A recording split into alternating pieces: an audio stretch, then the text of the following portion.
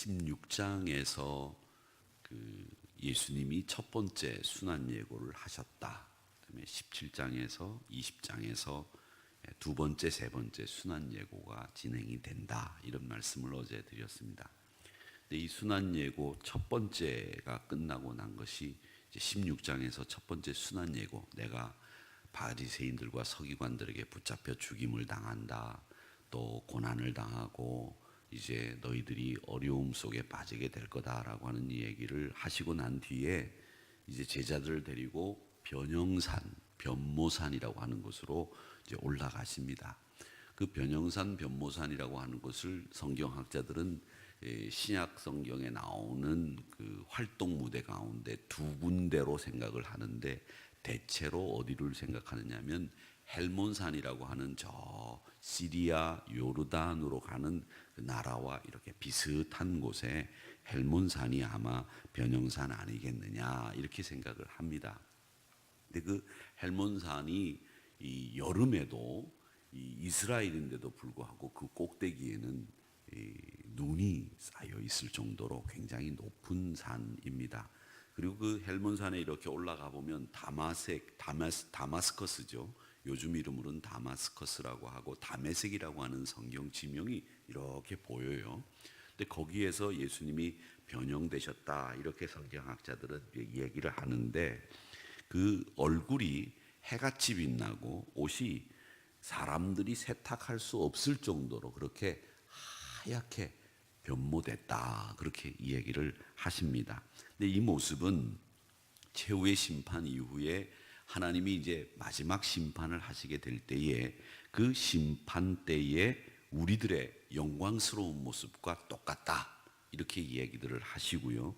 또 하나님께서는 이 예수님의 변형된 모습을 통해서 하늘나라에서 이루어질 영광스러운 모습을 제자들에게 미리 보여주신 것이다 이렇게 이야기를 합니다. 자, 그런 모습을 보면서 이제 제자들 중에서 베드로, 야고보, 요한 이렇게 세 명이 이제 올라갔는데, 아마 이 사람들이 같이 기도를 하다가 꿈인지 생신지 모르고 깨가지고 이렇게 보니까 예수님이 모세, 엘리야, 예수님 이렇게 세 분이서 얘기를 나누고 있단 말이죠. 근데 얘기를 나누는데 무슨 얘기인지 여기 성경에 기록이 되어 있지 않지만 아마 그 이야기는 하나님 나라가 임했을 때에 어떤 일들이 벌어질 것인가 이 얘기를 하고 있었을 것이라고 봅니다. 이제 그런 얘기를 하는 것을 이 제자들이 본 거예요. 근데 그 중에 베드로 사도가 제일 호기심이 많고 추진력도 있고 이런 사람이니까 그 모습을 보고 이 베드로 사도가 예수님에게 뭐라고 얘기를 했느냐면, 예수님, 우리가 여기다가 장막을 지읍시다, 천막을 지읍시다, 세계를 지읍시다 이렇게 이야기를 하는데, 이 천막이라고 하는 것을 원래 이 신약 성경에 쓰여 있는 헬라어를 보면 스케네라고 합니다. 이 스케네라고 하는 것은 뭐냐면, 여러분 지난번 성지에 가셨을 때 보셨겠지만 저희들이 성지에 도착했을 때가 언제쯤이었느냐면 이스라엘 사람들이 초막절을 막 지키고 난 뒤에 도착을 했어요. 근데 이 초막절이라고 하는 것은 이 추수감사절을 우리랑 비슷한 그때인데, 이 초막절은 이스라엘 사람들이 철두철미하게 지키는 절기 중에 하나가 6월절 초막절이에요. 근데 이 사람들은 초막절을 지키기 위해서 아파트에 살아도 초막을 지을 수 있는 공간을 마련하고 아파트를 짓습니다. 그러니까 우리가 왜 아파트 요즘에 보면 이 베란다를 확장해가지고 짓듯이 그런 유행이 있지 않습니까? 아파트를 짓는 방법이 있는데, 이 사람들은 이 베란다를 남겨두고 그 베란다에다가 아파트에 사는 사람들은 초막절이 되면 초막을 만들어요. 그리고 거기서 기거를 하면서 초막절을 지켜요. 근데 그 초막절 때에 짓는 초막이 이 나무 같은 걸로 말이죠. 가지 같은 걸 갖다가 이렇게 천막 같은 걸 천으로 가려가지고서 짓는데, 이 아주 엉성하게 짓는 거죠. 그런 초막을 짓는 것과 같은 이걸 가르쳐서 뭐라고 얘기하느냐면 스케네라고 부릅니다. 위에는 이렇게 이제 비가 안 들어오도록 이렇게 그 철판 같은 걸 갖다 대고, 옆으로는 이게 빨간 거, 파란 거, 뭐 이런 천 같은 거 얄궂은 천이라고 하죠. 왜 그 보자기 같은 거 그런 걸로 이렇게 가려놓고 그 다음에 초막 흉내를 내느라고 이제 나무가지를 몇 가지 갖다 놓고 이렇게 해놓습니다. 뭐 정말 엉성하기 짝이 없는, 새들이 짓는 것보다 더 엉성하기 짝이 없는 그런 초막을 짓는데 이런 걸 짓자는 거예요. 우리로 말하자면 임시 거처를 짓자는 거죠. 그게 예수님을 위해서, 그리고 하나는 모세를 위해서, 엘리야를 위해서 짓자 이렇게 이야기를 했는데 예수님이 그 이야기에 대해서 대답을 안 하시고 뭐라고 말씀하시는가 하면, 보세요. 성경에 보면 예수님이 그 이야기를 들으시고 이렇게 얘기를 합니다.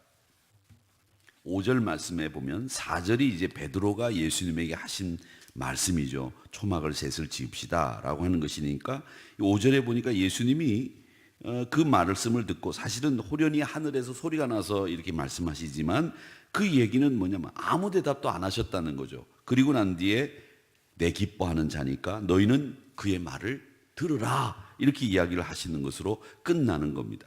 그러니까 하늘에서 음성이 나서 제자들에게 그의 말을 들으라 명령하는 것으로 끝나는데, 이 예수님의 음성처럼 들리는 이 하늘 음성은 뭘 얘기하는 거냐면 예수님의 순환과 부활에 대해서, 즉 16장에서 말씀하신 순환, 고난, 첫 번째 예고, 그 예고에 대해서 너희들이 마음에 새겨 들으라 이 얘기를 하는 겁니다. 제가 어제 말씀을 드릴 때 제자도라고 하는 것은 구원의 감격에 빠지는 게 제자도가 아니라, 제자도는 그 구원의 감격 앞에서 말씀에 순종하고 헌신으로 이어져야 그게 제자도다 그렇게 말씀을 드렸습니다. 그러니까 제자도라고 하는 건 구원의 감격에 빠져서 막 열광하고 또 감격해서 눈물 흘리고 하는 것으로 끝나는 게 제자도가 아니죠. 제자도는 그 구원의 감격 앞에서 헌신하고 순종하고 헌신까지 이어져야 되는 것이 제자도의 본래 모습이다. 제가 그렇게 말씀을 드렸는데 이 말씀은 다시 한번 그 얘기를 하는 거예요. 너희들 여기가 좋다고 초막을 짓자는 말이나 하면서 그렇게 보내는 것이 제자의 삶이 아니야. 그의 말을 들어 순종해. 그리고 그의 말씀대로 사는 헌신의 길, 십자가의 길, 순환의 길, 죽음의 길, 그 길이 어떤 길인지 가야 돼. 그 얘기를 하시는 거예요. 그래서 아무에게도 이 이야기는 하지 말고 이 변모된 그리고 변화된 예수님의 모습을 통해서 제자들에게 하시는 말씀은 아들의 말에 순종해야 된다. 변모된 예수님의 그 모습을 통해서 너희들이 영광 받을 생각하지 말고 영광이 아니라 고난의 자리에 가야 되는 것이야. 순환의 자리에 가야 되는 거야. 그게 제자도의 원래 모습이야. 그 말을 들어 이 얘기를 하시는 거예요.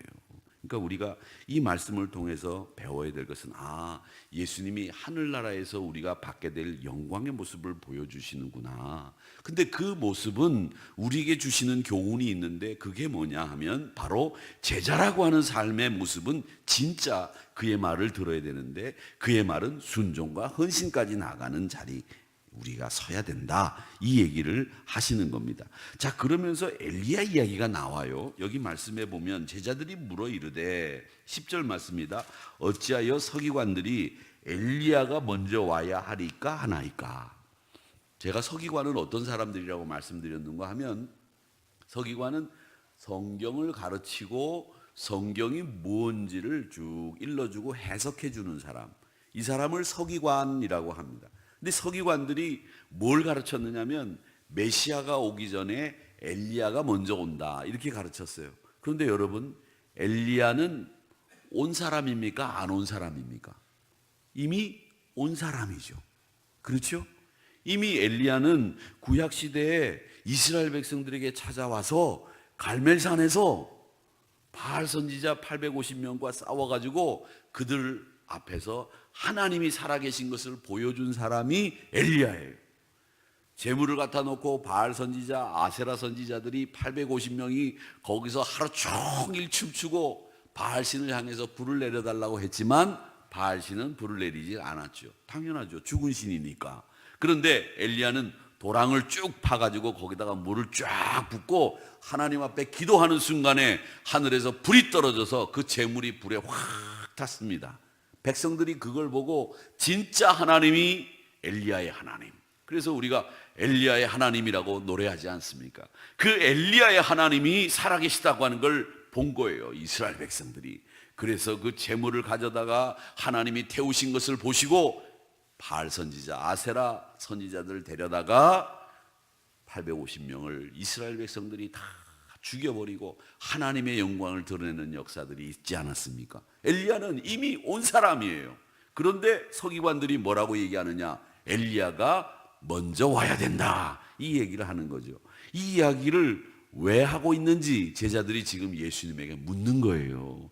엘리야가 먼저 와야 하리다, 이렇게 묻는데 이 엘리야가 먼저 와야 된다는 말이 뭡니까? 라고 말하니까 예수님이 뭐라고 대답하시느냐 하면 11절에 엘리야가 과연 먼저 와서 모든 일을 회복하리라, 이렇게 이야기를 하시는 거예요. 엘리야가 먼저 와야 된다고요? 무슨 말씀입니까? 그랬더니 다시 이야기를 합니다.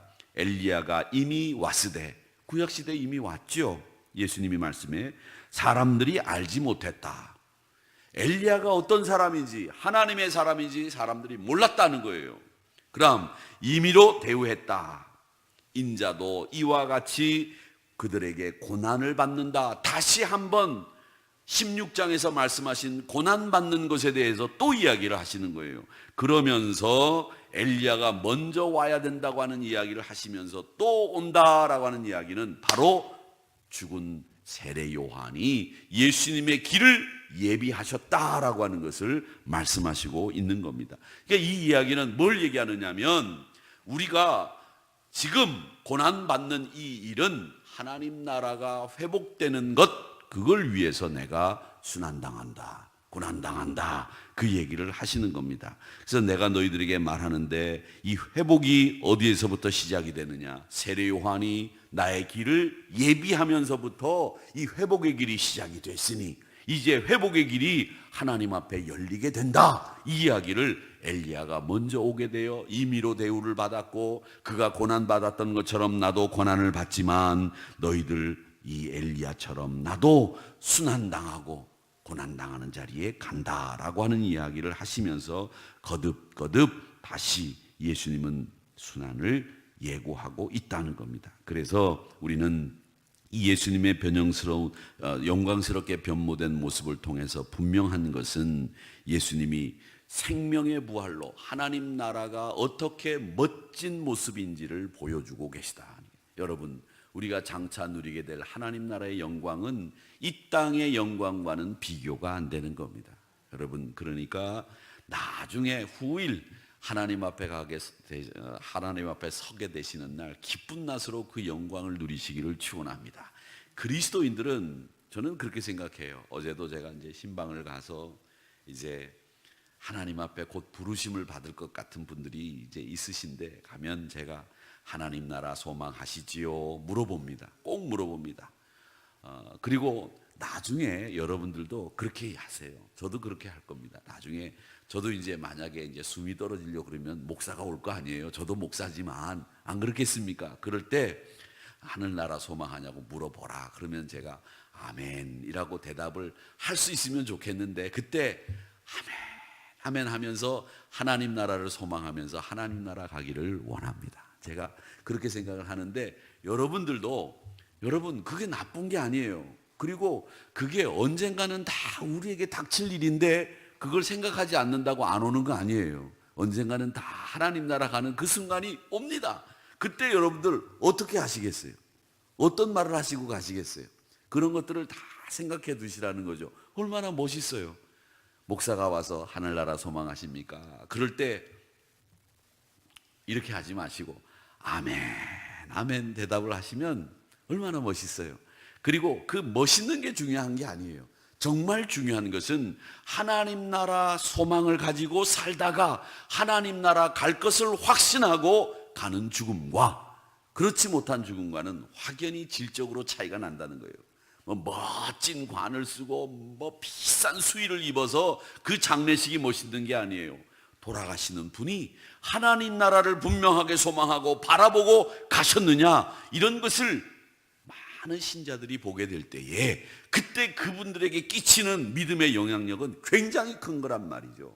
여러분, 그렇기 때문에 그날을 소망하세요. 그날을 그렇게 소망하시고 기도로 준비하셔야 된다는 겁니다. 우리가 받을 하나님 나라의 영광은, 이건 지금 여기서 받는 영광하고는 비교가 안 돼.